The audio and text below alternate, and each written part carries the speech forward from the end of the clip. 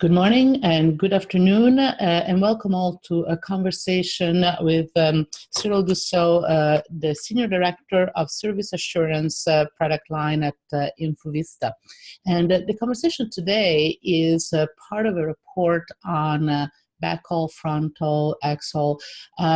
It basically talks about how we transport all the traffic that we're collecting in the RAN, in the radio access network, to the core. How can we ensure that that is not creating a bottleneck situation, that operators understand what goes on in the backhaul, fronthaul? And Cyril, thanks for being with us today. It's a pleasure to have you here. You're welcome. Thank you for having us. Glad to be here. Excellent. So tell us a little bit about what is that InfoVista and you personally are doing in this field. For sure. So InfoVista is, we're focusing on network performance orchestration. We're helping global enterprise, mobile operators, communication service provider to assure the performance of their networks. So we have a 3 product line, one focused on service assurance, that's the one that we're gonna talk about today. One that is focusing more on application performance optimization, and another one that focuses on planning and optimization, more specifically of the RAN network. Okay, so that's quite a lot that you're doing, and recently you also had an acquisition of Ascom Temps group, so that has expanded the range of tasks that you can help operators with. Yes, so with Ascom and with Temps, we've got some great synergy for mobile operators. And the Temps technology gives us the ability to extend our portfolio with drive testing, with some active testing on the mobile service side, and as well with some network optimization for the RAN. So we're very happy to join forces with Temps and to help further our mobile operator customers. Right, that's very interesting. So, and you've been working on this quite a while. How do you see the evolution? The networks are becoming more complex. We're doing more with our wireless devices. How is that changing the way you manage backhaul and fronthaul? Sure. So I think the thing is we tend to forget when we talk about mobile services that at the end of the day, you need a lot of capacity to serve customers. And the need for capacity has increased a lot. So in the past 5 years, there has been, I think, times 46 the number of bandwidth that is used by mobile data services. But the trick for MNOs is that voice services are still representing 60% of their revenue. So on one hand, they have to secure that voice service revenue. On the other hand, they have to deal with an increased bandwidth on the mobile data services. And so in order to cope with that problem, they moved to some technology that are more cost efficient. So for example, they've been migrating from TDM to Ethernet in the backhaul. That's where as well they're building their LTE network and so on. But the thing is, the key thing is how can they do that but still assure the quality of service that they use to deliver on the voice side and deliver the same quality of service on the mobile data service side. So it creates a bit of a challenge. And introducing those new technologies is extremely useful to reduce the cost of sending data through the network. But as well, it adds multiple layers to that network and makes it more complex to manage. Yes. Now let's get to the complexity in 1 minute. But before that, can you tell us what's special about voice in the backhaul? We all know that voice is important to the operator, and in the access network, you have to manage voice differently. What are the implications for the backhaul? So at the end of the day, so now with services such as voice over LTE that operators are introducing to their customer, the voice calls are going to transit on the backhaul. So it becomes more and more critical to ensure that the backhaul is able to serve the services with the right quality of service. So, and it's not just the backhaul, in fact, it's the whole chain from the RAN, from the eNode B to the backhaul back to the core, and ensuring that basically they're able to secure those voice calls that are over LTE. Mm-hmm. And I guess it's voice and other real-time applications like streaming video and things like that. Yes, true. Yeah, yeah, and that's that is correlated to the increased importance of quality of experience, and in terms of operators trying to quantify and improve and optimize the quality of experience, which is something you see on the handset from the subscriber viewpoint, but that points to something that can happen anywhere in the network. So if you have a problem on the QoE, it could be anywhere in the network. So that makes it more difficult for an operator to understand if there is a performance issue, where it is. Can you help operators with that? Yes, for sure. And in fact, Light Reading had a very interesting survey that shows that today, what impact the most quality of experience are the degradation on the network side and the bottleneck that there are in the network. So what we're doing is by providing visibility, by helping operators to really troubleshoot faster, understand there are multiple layers in the network. You've got now like the layer 1, the optical, Ethernet, and IP.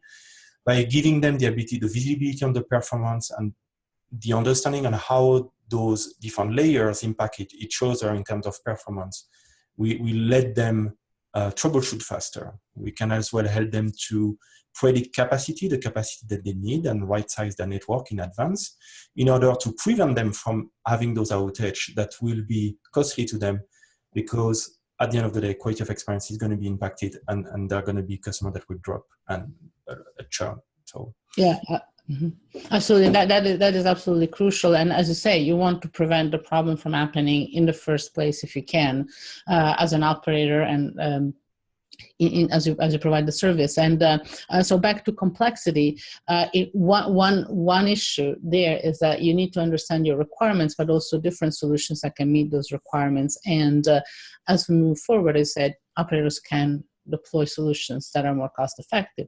But in order to do that, they also are facing more complexity in the network because they have multiple solutions that they have to manage. And ideally, you want to have a more unified approach to doing this, right? Yes, indeed. And so what we see with mobile operators is often they have solution per silo. So they might have a solution for their backhaul, one for their core network, or for their RAN. And what's critical here is maybe to have one solution. Often it's not often possible. So in that case, having at least tools that give the ability of their staff, engineering and operation, to share information with the other departments. So if there is a problem in the RAN, it could come from the backhaul. So if a department has a performance management solution in the backhaul, they should be able to expose some information to the RAN engineering team in order to discuss with them and solve those problems faster. Mm-hmm. Right, and this is not really, strictly speaking, a technology issue. It's the way operators are organized internally, and they're starting to think about with quality of experience as an end-to-end task that they're dealing with. Do you see operators being able to manage that? How are they doing it? Because traditionally, there would be different teams, so sort of competing with each other rather than working with each other.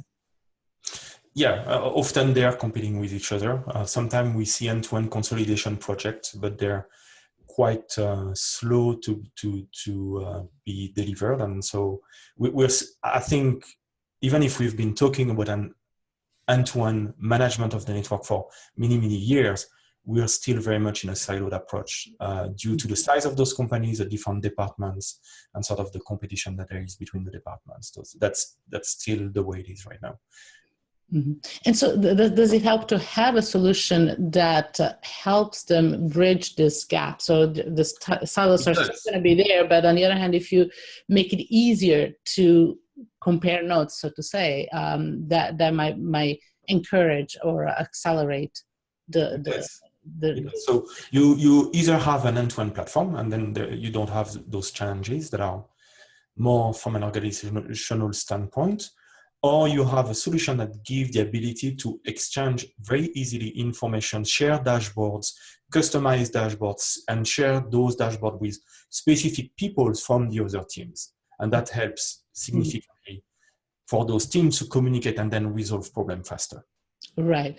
And before you mentioned the need to right size backhaul, understand capacity, but even if you do that, problems are going to arise every now and then and all of a sudden. So you need to prevent and you need to know ahead of time how to plan your network, but also you need to act in real time to understand what's going on in your network in real time and act on it right away. How are operators moving in that direction, and how can you help them? True. So the solution that we provide is a near real-time collection of stats. We crunch KPIs, and then we provide the right information to the right departments in a vendor agnostic manner. So we really provide an overview of the performance of the network from different silos or end-to-end. The real-time aspect is critical. And when we talk about real-time, there are two aspects. There's the information that the operations is going to have real-time in their maps.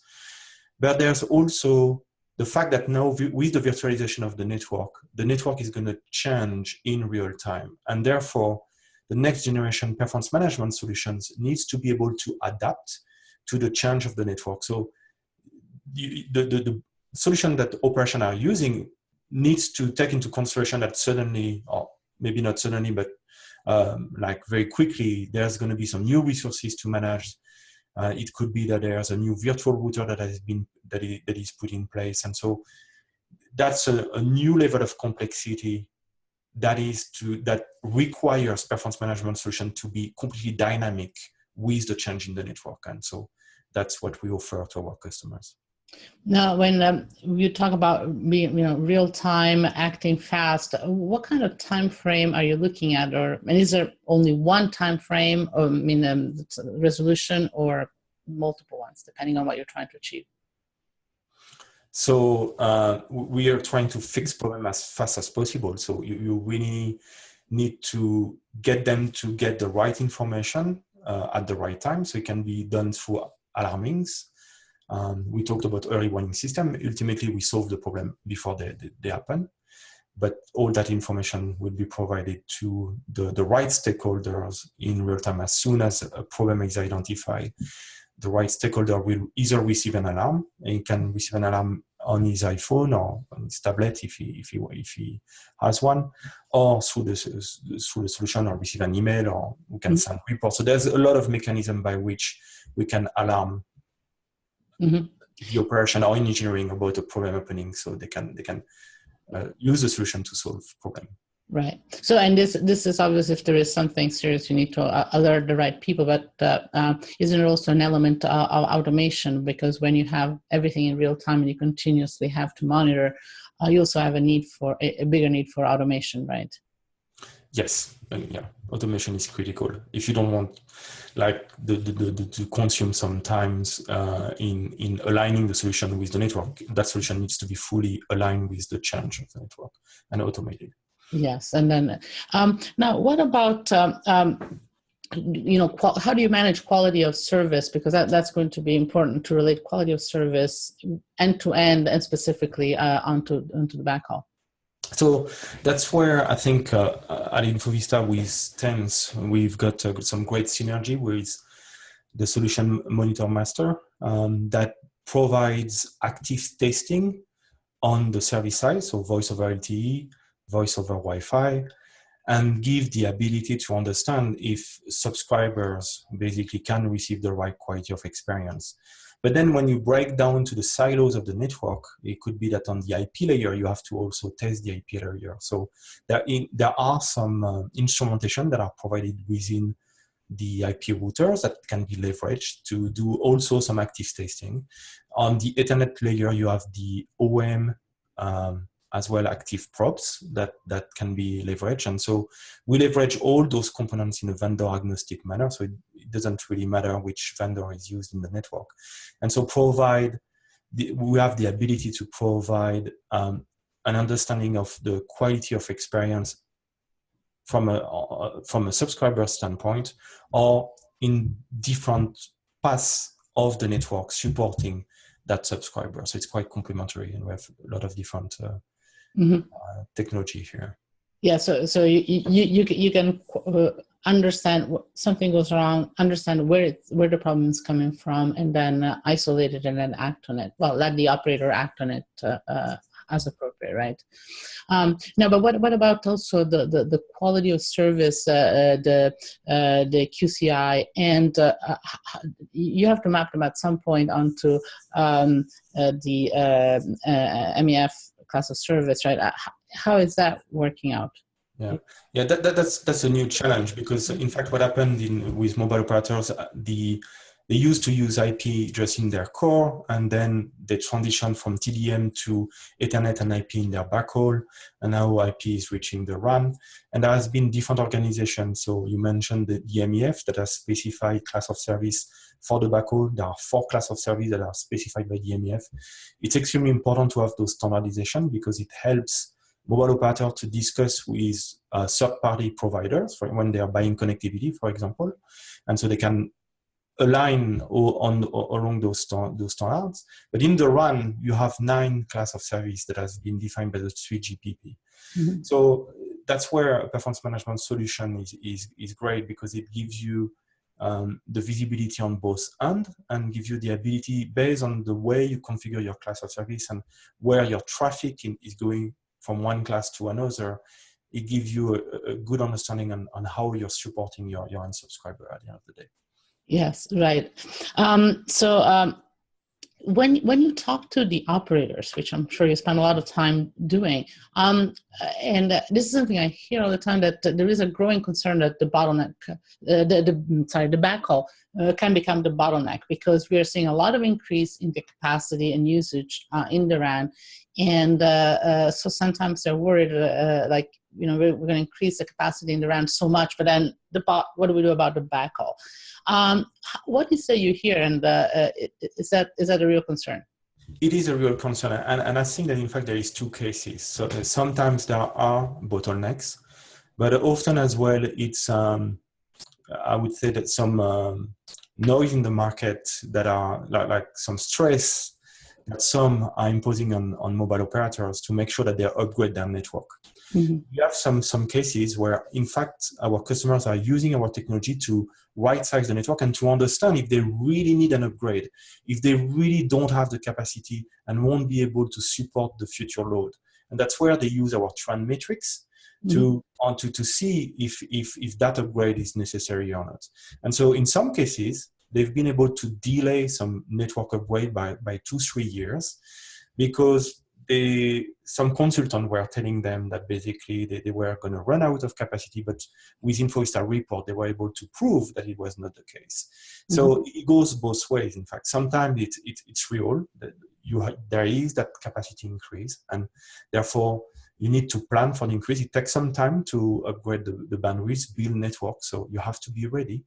But sometimes as well, it's an expense that can be delayed, and they can do other things in the meantime, and we help them in both manner. What about latency? Is that going to be a possible bottleneck? Obviously, you need to have capacity, but latency is also becoming more and more important, especially with 5G. Yeah. With 5G is like making sure you support the latency that are going to be required with 5G is critical. Mm-hmm. Now, if I were to ask you, what is that is special in what you provide to operators at InfoVista, what would that be?